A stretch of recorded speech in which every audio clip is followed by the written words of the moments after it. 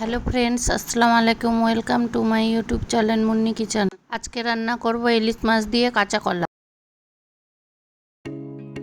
মাছগুলোতে লবণ হলুদ মাখিয়ে নেব। ভাত বসানো মাঠ দিয়ে কলাগুলো কচলিয়ে নেব, এতে কলার কষগুলো ধুয়ে যায়। একটা কড়াতে 2 টেবিল চামচ সরিষার তেল দিয়ে দেব। তেল গরম হয়ে গেছে, মাছগুলো ভেজে নেব।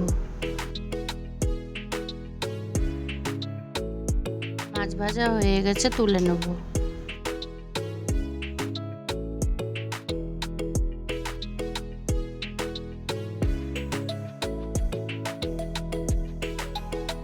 তেলের মধ্যে হাফ চা চামচ কালো জিরে দিয়ে দেব।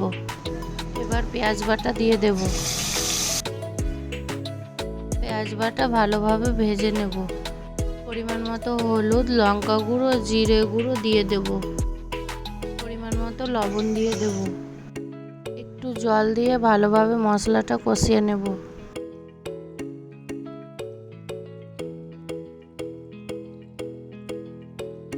এক টেবিল চামচ সাদা সর্ষে বাটা দিয়ে দেব। ভালোভাবে মশলা কষানো হয়ে গেছে, ধুয়ে রাখা কলাগুলো দিয়ে দেব।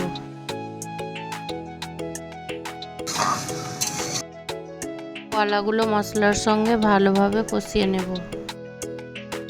কষানো হয়ে গেছে, এবার জল দিয়ে দেব।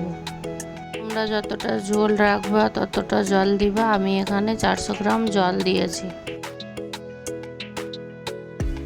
কলাগুলো সিদ্ধ হয়ে গেছে, এবার ভেজে রাখা মাছগুলো দিয়ে দেব। মাছ দেওয়ার পরে 5 মিনিট জাল দেব।